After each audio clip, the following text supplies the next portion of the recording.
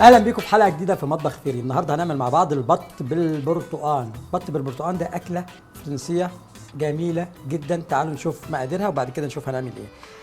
انا طبعا ممكن نعمل البطايه سليمه، لكن انا جايب صدرين احسن، زي ما بيتقدم بالظبط في ارقى المطاعم في العالم. عندنا صدرين من البط ويستحسن يكون بطه كبيره، وكمان عندي نص لتر من عصير البرتقال، وحوالي 2 أو 3 من فيليه البرتقال. وعندي هنا حاجه اسمها البوكيه جارنيه، عباره عن بصل شرايح وجزر شرايح وعيدان كده من الكرفس. وعندي هنا برضو حوالي برتقانه، قشر برتقانه وبشر برتقانه. في فرق بين القشر برتقانه وبشر البرتقانه، هنا متقطع سلايسز وهنا موجود بشر. وهنا عندي معلقه زعتر، واساس طبعا ملح وفلفل، يستحسن يكون فلفل مجروش.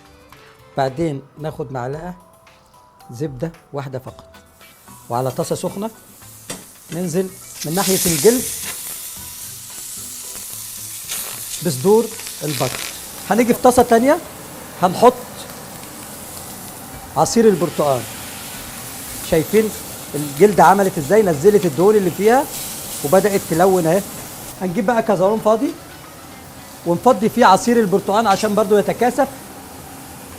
يبقى احنا حطينا هنا نص لتر البرتقال زي ما احنا شايفينه كده. نجيب هنا معلقه زبده صغيره، وبعدين البوكيه جارنيه بتاعنا اهو. نشوح الجزر ونشوح البصل والكرفس مع بعض يتبالوا فقط، انا مش عايز اكتر من كده. بعد ما تخش في التسويه هنزل معاه زي ما قلنا بالبوكيه جارنيه اللي احنا شوحناه. نعمل ايه في نفس الوقت؟ هنحط بقى قشر البرتقال وبشر البرتقال. خلي بس كده ايه ربع معلقه صغيره على جنب، هقول لكم ليه دلوقتي. زي ما احنا شايفين البط لما اتشوى عمل ازاي. هنزود عليه بقى شويه من عصير البرتقال،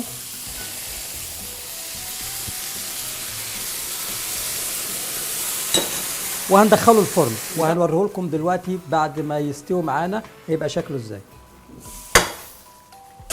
وده شكل البط بتاعنا.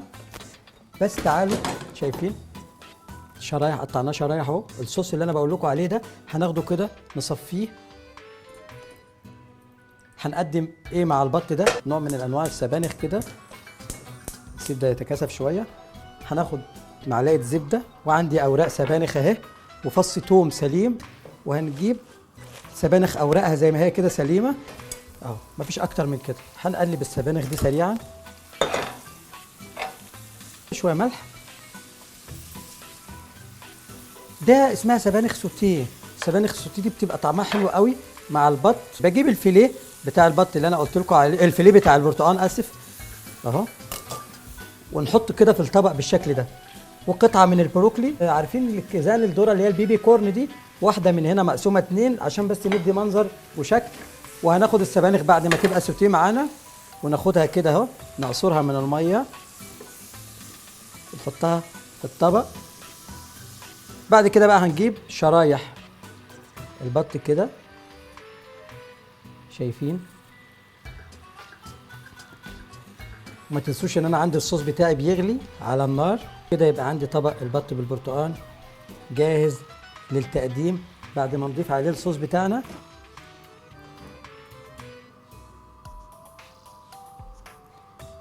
نوريكم شكله النهائي، وبالهنا والشفا ده شكل الطبق.